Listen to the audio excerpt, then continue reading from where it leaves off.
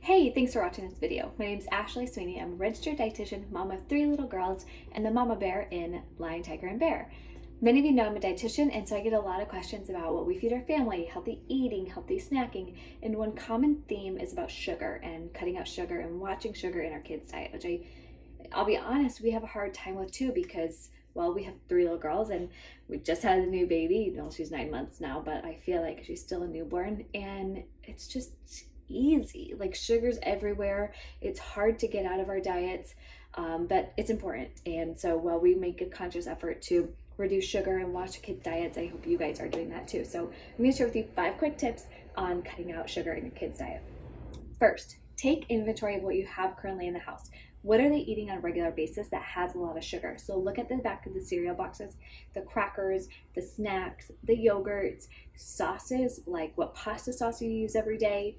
I already said yogurts, but frozen yogurts, any flavored milks, other flavored beverages, anything that they're eating, all those things are going to have sugar. So what I want you to do is just take inventory of that, watch the foods you're having, and first just I want you to be noticed and aware of it, because the more you are aware of it, the more conscious you are of it, the better choices you're going to make as you go to the grocery store and look in the back of the food label and look for sugars, look under the carbohydrates, look under sugars, and even added sugars, because fruit, milk, they have some sugars occurring naturally. Most foods do.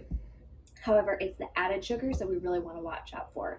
And you will see it labeled in most labels now, added sugars, and that's going to be things like high fructose corn syrup, brown rice syrup, invert syrup, sucrose, fructose. They're going to add in different types of sugars and sweeteners into the foods that you're eating.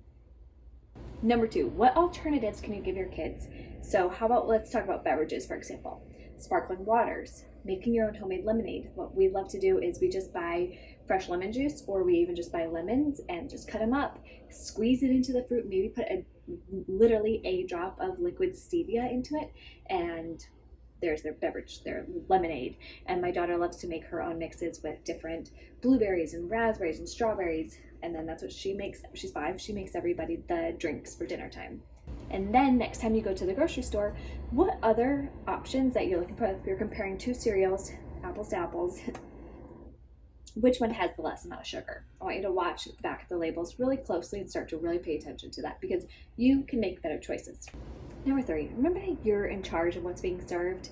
Our kid is not the one doing the shopping. They're not the one picking out the foods. And if this is an issue for you, don't bring them to the grocery store. Go shopping on your own and then just come home saying, oh, they were out of your favorite puffs. Oh, they were out of Apple Jacks or whatever cereal they're used to eating. Oh, so this time we're going to try this. You're in charge of what's being served, what's being offered, and your child is allowed to eat or choose how much they want to eat out of what you as a parent have decided to offer. So my tip for number 3 is really just empowering you, mom, dad, who's ever doing the shopping, who's ever preparing the meals, to remember that there's a lot more that goes into it than just saying buy healthier foods and your kids are going to eat it, because I know it's not that easy. Trust me, I know that, but that's something we go into deep detail into in my Mom and Feeding Family course. But just I want you to remember, you are in charge. As much as you feel like your 6-year-old or 8-year-old is one running the show and what foods you're all eating, no. If that's happening to you, you're being a short order cook. It's gone on for too long. You are in control. Tip number 4 is to swap items that have better macros. So if you're currently eating items that are mostly carbs, so let's talk about macros for a sec. Macronutrients are protein, carbs, and fat. There's 3 macros. Carbs are going to have sugars in them. Fat and protein, well, foods may have a combination of the two. If something is strictly fat or strictly protein, that means there's no carbohydrates in them. Again, most foods are a combination, but a lot of the snack foods that moms are giving are carbies. They have a lot of sugar in them. So they're going to be the crackers, the puffs, the cereals, fruits. Yogurt usually has a lot of carbs in it. So those are things that are going to have a lot of higher carbs, and again, added sugars, because there's sugars are in carbs are in sugar. And what I want you to do is swap out those items for things that are higher in fat and higher in protein.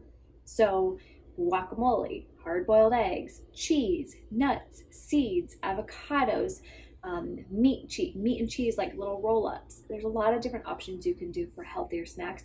Maybe some healthier muffins, some little bars you can make. There are a lot of homemade things too. And while I don't like keto for kids, you can easily find keto snacks that are things like low carb muffins and other low carb snacks that are great for kids because they're going to eat their carbs in other places. They're going to eat their carbs and their fruit and their, maybe the pasta that you're having that night for dinner. So I'm not saying your kid should eat keto or low carb even, but I'm saying there are a lot of great options that if you search for keto snacks like keto muffins and stuff like that, you're going to find a lot of great options that are, I would serve those to your kids.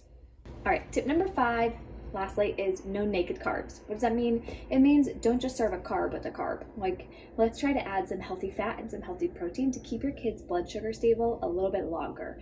If you're gonna have just a carb, so again, just some crackers or just a piece of fruit or just a banana, for example, your kid's going to eat that food, their blood sugar is going to spike and then it'll come back down.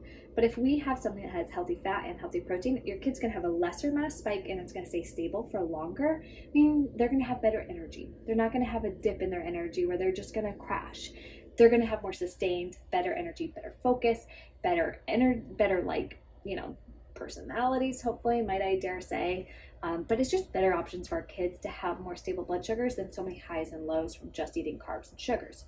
So if you're having no naked carbs, that means you're not just having a piece of fruit, you're not just having crackers on their own, adding, peanut butter and apples or celery and apples or cheese and apples, for example. Maybe they have a cheese stick with it, or maybe they have crackers that have some cheese on it. I keep saying cheese, obviously, but you get what I'm saying. Add in some things that are going to have some healthy fats and some healthy proteins to keep your kid a little bit stable for a little bit longer. All right, those are my 5 quick tips for helping your kid have less sugar in their diet. If you like it, comment below. Let me know other questions you have, but I'm always here for you guys. Have a great day.